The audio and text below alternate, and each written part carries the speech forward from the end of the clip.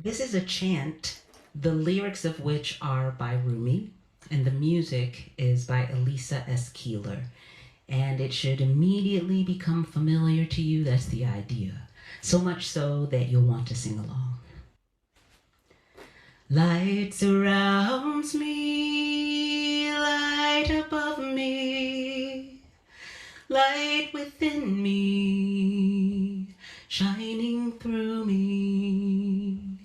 Light surrounds me, light above me, light within me, shining through me.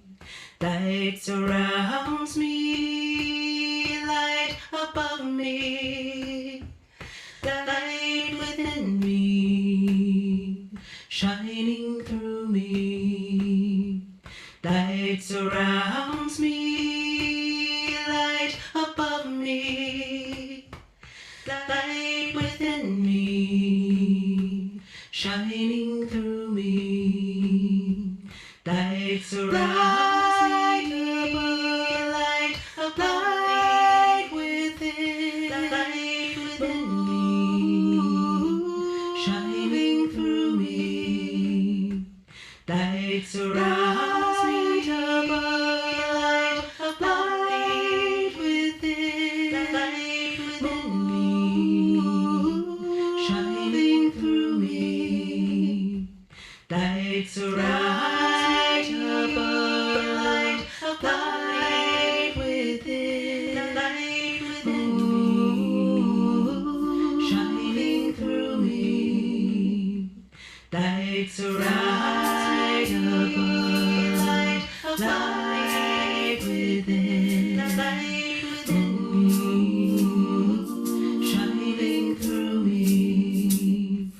Light surrounds me, light above me, light within me, shining through me. One more time together. Light surrounds me, light above me, light within me, shining through me.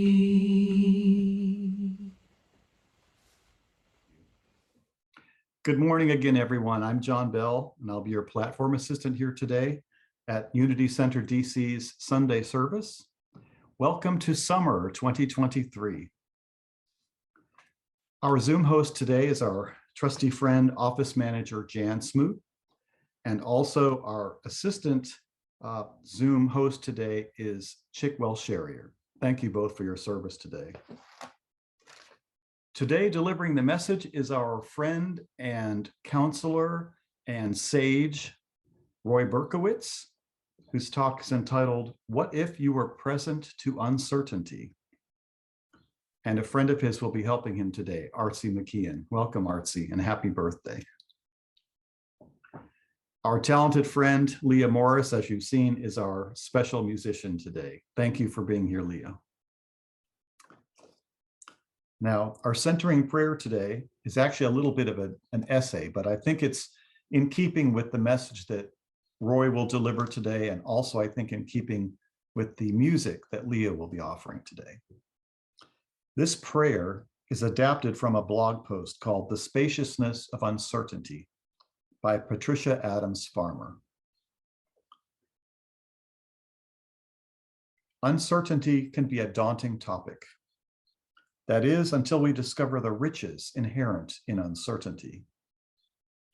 In her book, Hope in the Dark, writer and activist Rebecca Solnit writes, "In the spacious of uncertainty is room to act." In her estimation, uncertainty becomes the foundation for hope. She explains it this way: hope is the embrace of the unknown and the unknowable, an alternative to the certainty of both optimists and pessimists. An alternative to the certainty of both pessimists and optimists. Pessimism can be stultifying. Coming out of the worst of the COVID pandemic, confronted with political dysfunction, climate change, disasters happening around us, we harbor concerns and doubts about our future.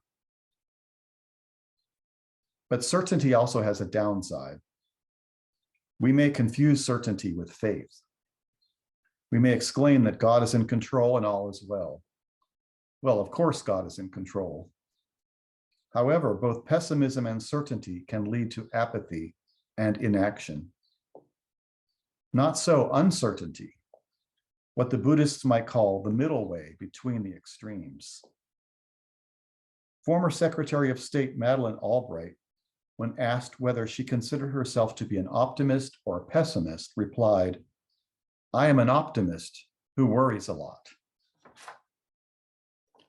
Patricia Adams Farmer writes of uncertainty as a rich and fertile area for nurturing meaning, enthusiasm, and even hope itself. She believes that in the spacious of uncertainty, we come face to face with our freedom, not an illusory freedom, but an authentic freedom to act, to make a difference to God in the world. Freedom creates new worlds of possibility. It also creates anxiety as it opens up possibilities for evil as well as for good. Freedom can represent an obligation as well as a blessing. Having the ability to exercise our free will may fill us with anxiety, uncertainty, but without it, nothing would be real or fresh. Creation would end. Civilization would cease. Uncertainty is a broad, open plain unfolding before us. We can choose to skirt around it by sticking to conventional and secure pathways, worn down by others who have traveled that way. Or we can take our own freedom into our hands and stride out into the unfamiliar, anxious, perhaps even afraid. But isn't that what life is all about? Taking a risk, choosing the unfamiliar path, giving the unknown a shot. What, after all, is life without a little adventure? Amen. This song is about the freedom to choose joy and love and peace in times of uncertainty. Trouble above, trouble below, trouble ahead of me. What do you know? Wake up in the morning. What do I find? Trouble is everywhere. I don't want none on my mind. 'Cause I got peace like a river, love through the night. I got joy like a fountain, and I wanna be alright. Yes, I got rhythm and harmony ringing in me. Love is free, joy is free, peace is free, free, free. Is there strife in the world? Sometimes strife in the home. Are you feeling a little lost? Sometimes feeling alone. Waking up in midnight. Can you remember your dreams? When you were riding a raft down a cool, gentle stream. You can have peace like a river, love through the night. You can have peace like a fountain. You can be alright. Yes, you've got rhythm and harmony ringing in you. Love is true, peace is true,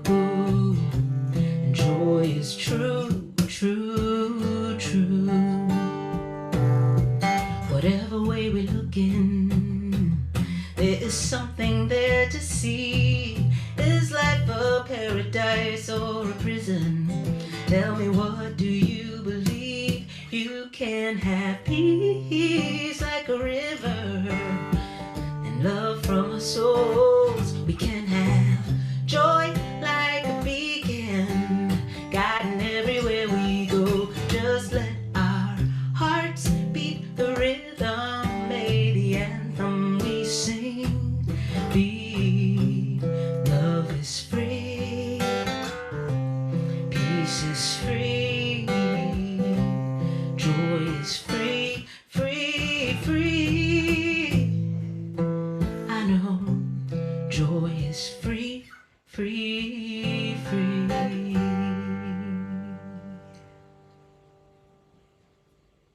Nothing, not one thing hurts us more or causes us to hurt others more than our certainties, writes Maria Popova, who explored George Saunders in her article, How to Love the World More, The Courage of Uncertainty. And she says, the stories we tell ourselves about the world and the foregone conclusions with which we block the font of possibility are the supreme downfall of our consciousness. Saunders says, the instant we wake, the story begins. And just like that, with our thoughts, the world gets made. Or anyway, a world gets made. And he goes on and said, this world making via thinking is natural, sane. Is there harm in it? Well, yes. We think in the same way that we hear or see within a narrow survival enhancing range. And our thoughts are similarly restricted. All of this limited thinking has an unfortunate byproduct. Some of you might have experienced this, ego. So, just like that, an entity, let's call it Roy, becomes real. And he's located at the exact center of the universe, and everything is happening in his movie, so to speak. It's all somehow both for and about him. In this way, moral judgment arises. What is good for Roy. What is bad for him is bad.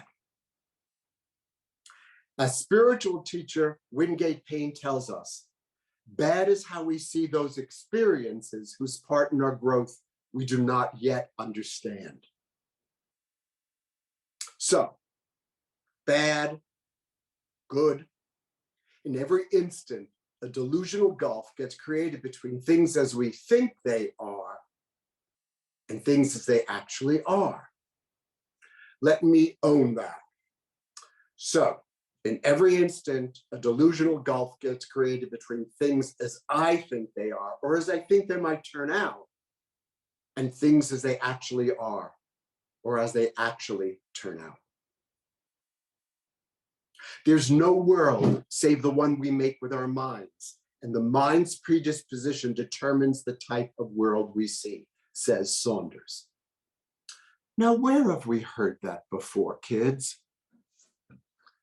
Every Sunday, in some shape, form, song, and if we're lucky, maybe even in the middle of the week. The mind's predisposition to time determines the type of world we see. Predisposition, a tendency to act or think in a certain way.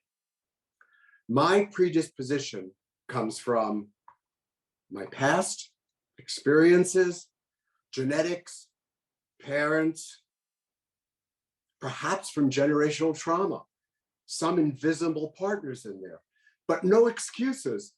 They're still my thoughts. How I view things, what I think, and then react to what is happening tends to be more powerful than what is actually happening. I learned this over and over again and again.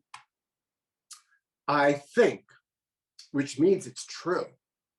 So I am sure. Therefore, I'm probably wrong, after which I speak, and my wrongness falls on someone else who's thinking wrongly.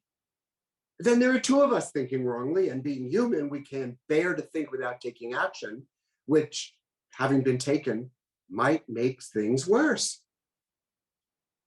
but I was so sure. In Anton Chekhov's short story, Gooseberries, he reflects, it's hard to be alive. The anxiety of living makes us want to judge, be sure, have a stance, definitively decide. Having a fixed, rigid system of belief can be a great relief. He describes one of his characters, and he says, he has a gift for reconsideration. Reconsideration is hard. It takes courage. What a nice way of putting that, Anton. Reconsideration. And it takes courage. Unity principle number 3. We create our reality through our way of thinking. What's your reality these days? What thoughts might you need to reconsider? Now, those thoughts are real. That is, you really do think them. They might come from somewhere in our past, as they did with our parents, as they did with their parents, and so on and so on and so on. We open our mouths and outflow words whose ancestries we do not even know, writes Penelope Lively. We carry a museum inside our heads. Each day we commemorate peoples of whom we have never heard. Those thoughts are real, but they're not true. If you remember Rod, who used to come to our church, wonderful Rod, I remember him saying, sometimes I have thoughts, that's not the problem, but sometimes I believe them. Our parade of thoughts becomes stories, a constant flow, our movie. And my thinking it means it's true. And I live with that weight.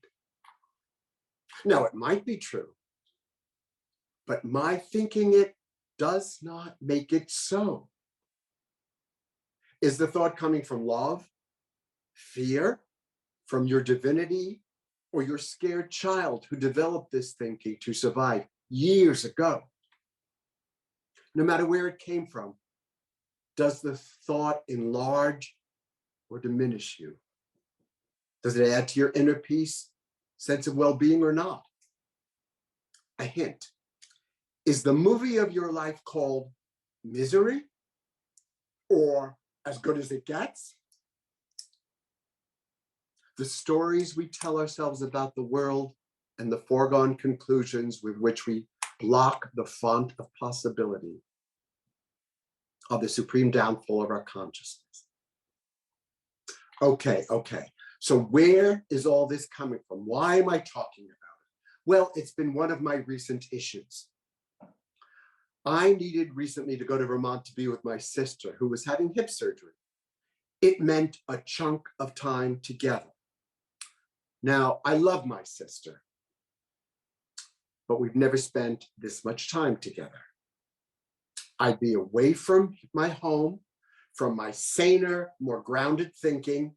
Notice, as if I couldn't bring that with me, right? All sorts of thoughts went through my head the weeks before going, the what ifs. What if it doesn't go well? Usually we visit for 3 days, that's fine, but 1.5 to 2 weeks or more, oh, what if I get depressed? Or what do we get on each other's nerves? What old stuff might come up? She says the mayflies are out, so we can't sit on the deck. Oh my God, what if I can't sit on the deck? I'll go nuts. Even, what if something happens to my car on the trip there and I can't take her to the hospital? I was uncertain as to how it would unfold. Okay, sure. But notice in my uncertainty where I did not go, to the possible, sweet, enjoyable time together. And notice in my uncertainty where I went, there wasn't a unity thought. No realization that I wasn't going alone. No, I shall be healed as I let spirit teach me to heal. And going along with that, there was no sense of my ability to handle whatever happened. Uncertainty shouldn't be allowed to uproot our identity. That I am resilient, that I've taken care of and I've navigated through much more challenging situations, that I've messed up before and I've owned it. I was uncertain of what might happen, of course, but does it have to stand in the way of the gift that I am to her? I guess in writing this, the ultimate question became, are we uncertain of Spirit's presence within us? And I think that's where I got into trouble. It takes me a while to remember that I'm not alone in some of my life adventures. Now, I truly do believe that I'm not alone. It's just that I don't start there. And at times I slog through swamplands of the soul, as Hollis called it. Swamplands of the soul before I get there. Uncertainty, sure. About the state of the world, our nation, the climate, COVID. We were always uncertain before those days. Nothing's ever been permanent or guaranteed. The contract I signed over and over again with the universe had never been signed by the universe. I keep on checking.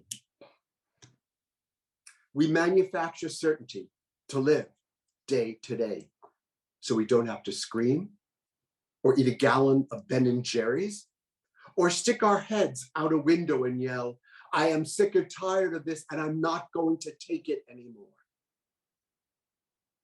We are uncertain, so we need to be certain of something.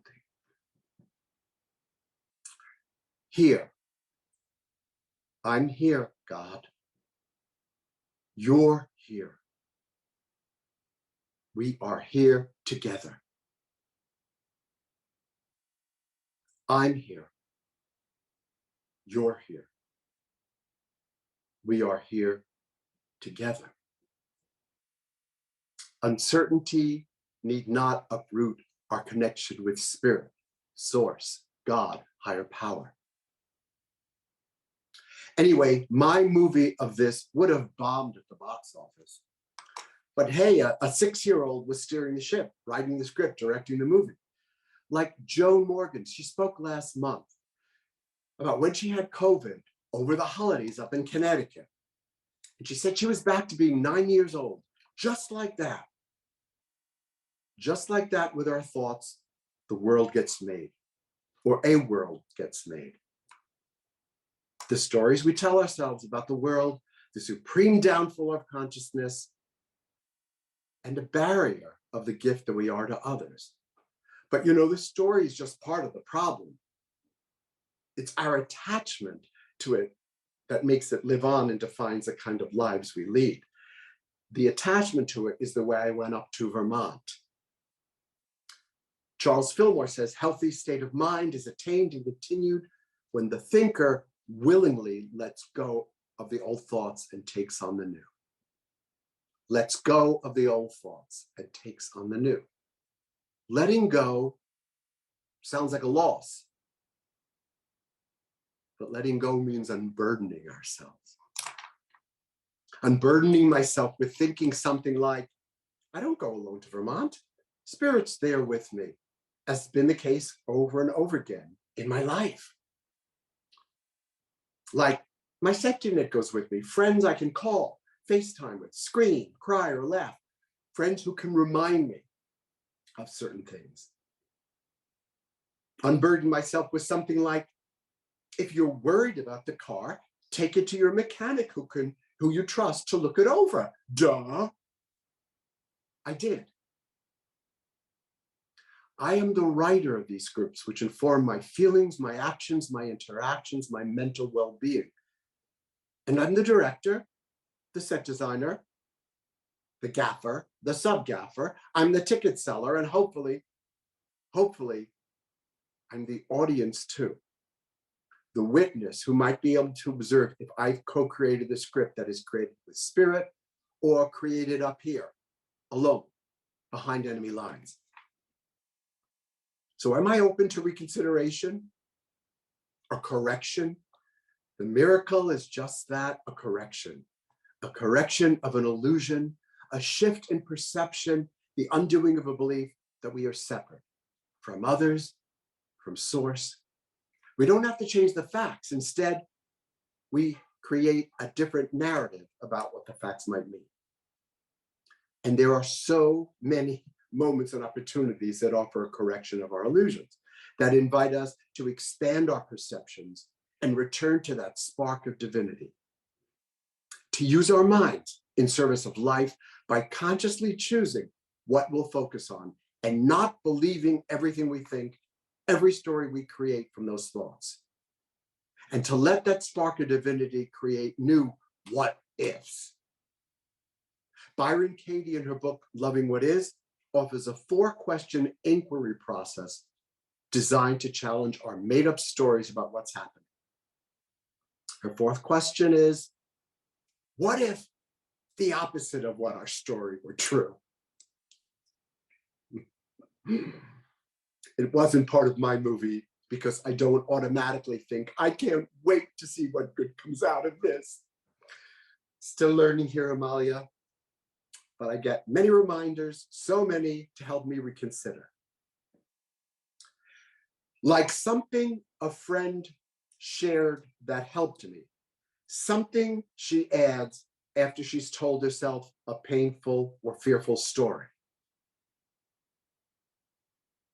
My story may be true in whole, in part, or not at all. Thoughts are natural.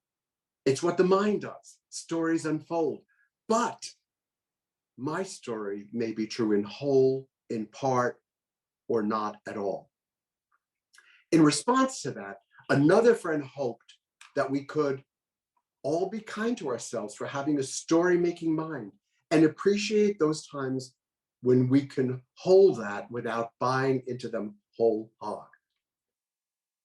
When we buy into them whole hog, that delusional gulf gets created, a gulf between things as we think they are and things as they actually are. So, what thought, what story would you need to stop buying into for that gulf to narrow? What would it be like?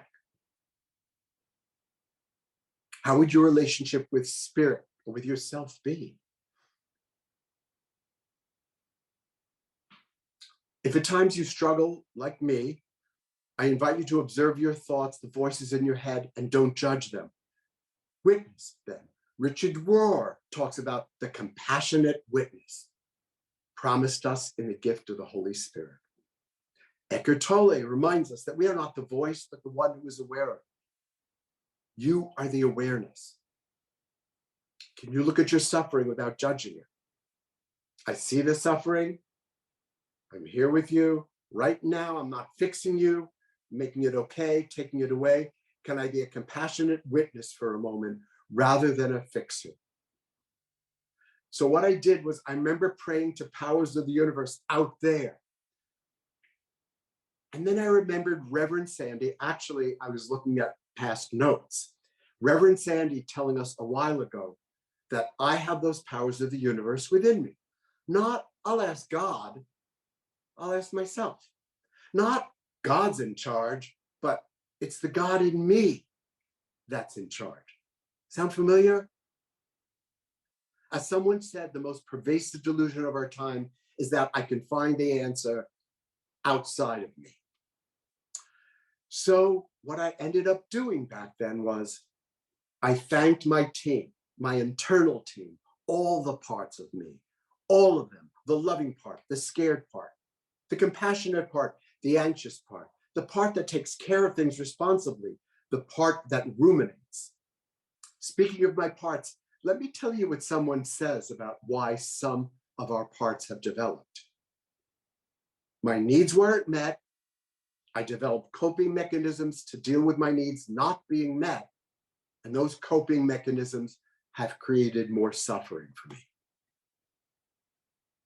After all, dear parts of me, I am not the scared 6-year-old. Let me bring you up to date with how life is now. I'm the scared 72-year-old, but who is aware of it and who now has skill and spiritual foundation and mighty companions to help me navigate that fear. The 72-year-old who can love the little boy who long ago was so scared because he knew he was different. He didn't know how he was different, but he knew it wasn't good. And he worked hard to hide it. And you all helped him survive. Back then, self-compassion is needed. Now, what goes through your mind and your heart when you're compassionate with someone you care about? That's what you deserve. Not self-pity, but an understanding and tolerance and patience towards those aspects of your personality you don't like, those coping mechanisms that cause you pain. It's not feeling sorry for yourself, but seeing your imperfections with kindness. You're part of the human condition. Unity principle number 5. Knowledge of spiritual principles is not enough. We must live them. It struck me writing this that having self-compassion is living them. Believing you deserve compassion and acting as such is living them. And if you don't believe that, what story are you telling about yourself? What about the part of unity that says there's divinity in you? I spoke to Joan Morgan while I was in Vermont. She heard stuff going on in my head and she summarized them in this very simple, profound statement. You might want to write this one down. She said, when we think certain thoughts, we stand in the way of the gift that we are to other people. We stand in the way of the gift that we are to other people. Wow. What a font to block. Imagine what our gifts would be like if we got out of our way, not involved in a past or a future story. Perhaps that's what Reverend Sandy meant when she said, we don't share the gifts we already possess. Each of us selects the law under which we will live, wrote Emily Cady. It's not true that we make the law. We decide which law we will obey. Do I obey the law of a 6-year-old, of generations past, of that shadow government at work within me that tell me my thoughts equal the truth? So anyway, let me tell you how Vermont turned out. The night of my sister's surgery, I was invited to stay overnight at a condo in Bennington, where the hospital was. I didn't know this person who invited me. She was an old friend's friend who happened to be a trustee on the board of that hospital my sister would have the surgery in. Such a gracious invitation. The condo was 3 minutes from the hospital. And I spent a silent, peaceful night there alone. Picked my sister up the next morning. Surgery went great. Nurses were wonderful. My sister was clear-headed. She healed quickly, became independent. I got to meet her friends. They delivered food, chicken parmesan, homemade chicken pot pie, lasagna and sausages, salad. I don't cook, so. I still had my moments, which I was clear were about me and were my stuff, not about her. And I worked on this message that week and a half. And it reminded me and reoriented my thinking during that time. She's doing great. And I was a healing presence, certainly for the most part. Oh, and the car did just fine. But none of this was part of my movie the weeks before I drove up. My story may be true in whole, in part, or not at all.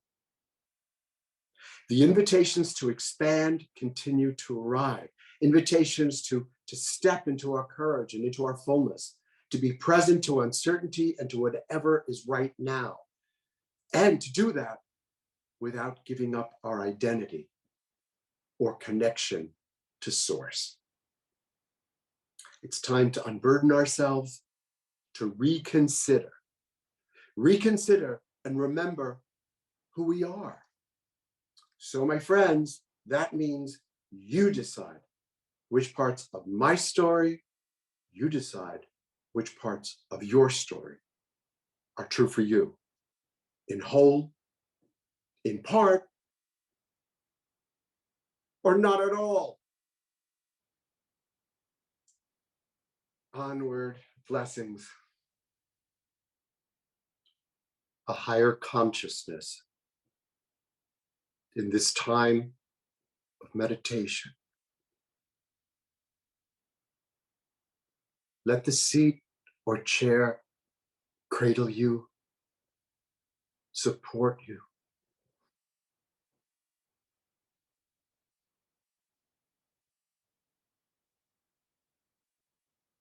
I invite you to put your feet on the floor and put your hands in a comfortable place as you breathe and as you notice your breath.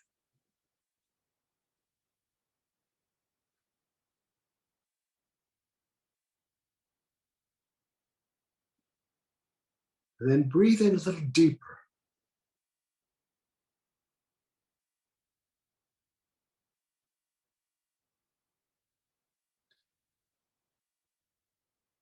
Breathe in deeply again and invite spirit in with the breath.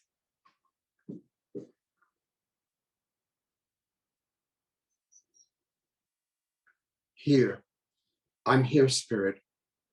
You're here. We are here together.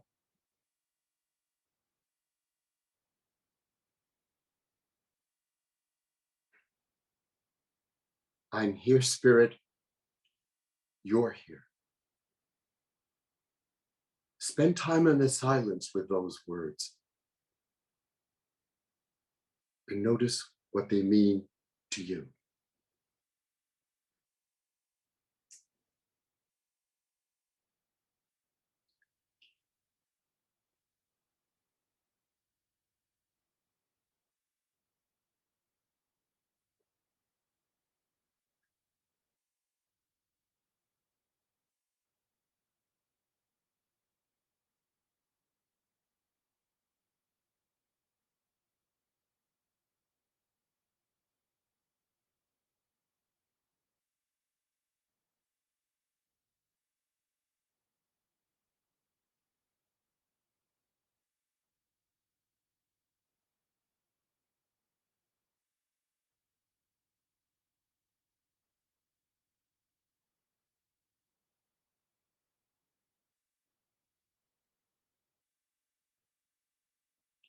I'm here, you're here.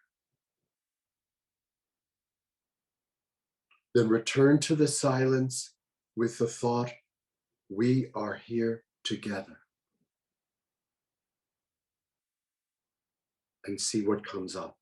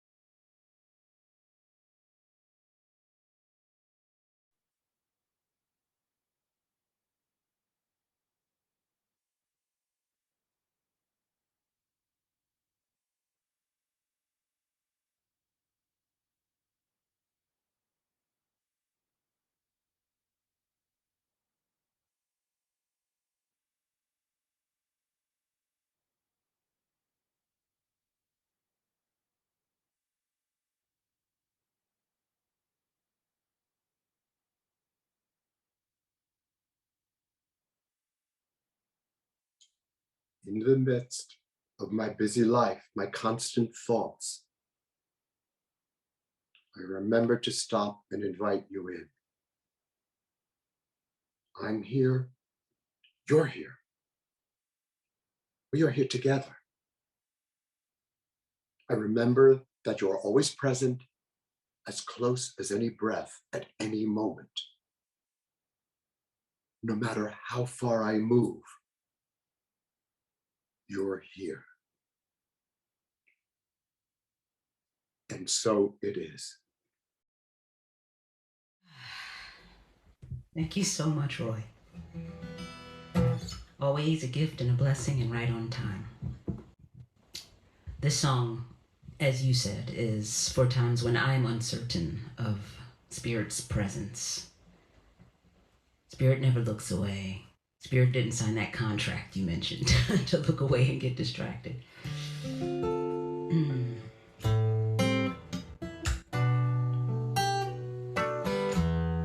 Waiting for me, waiting for me, in the quiet and stillness, waiting for me.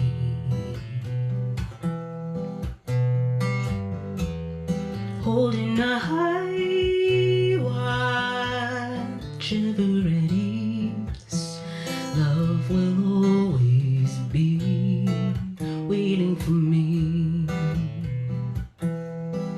When I get discouraged or distracted by the stories life is telling me, when I get so worried, truth gets blurry and I forget who I am. Waiting,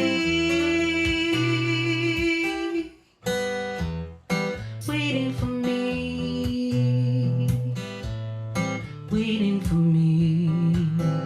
Love will always be waiting for me.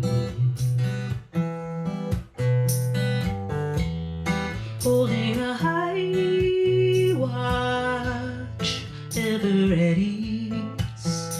Love will always be waiting for me. Even in the days when all feels lost, here at the crossroads, love is beckoning. If I take a moment to decide, let my heart guide, I find you here, waiting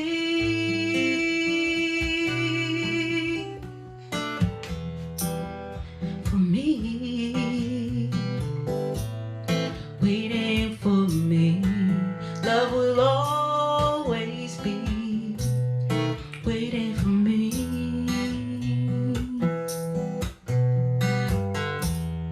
Holding a high watch, ever at ease. Love will always be waiting for me. To say let it be, let it be, let it be, oh let it be. Whisper words of wisdom and let it be.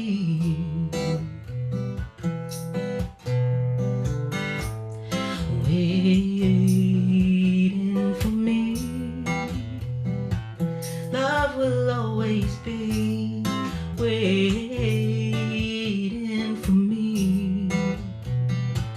Love is always waiting for me.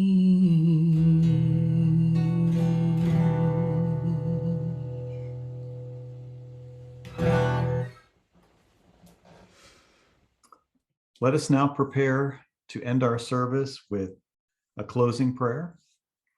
This one is from Proverbs chapter 3. Wisdom bestows well-being.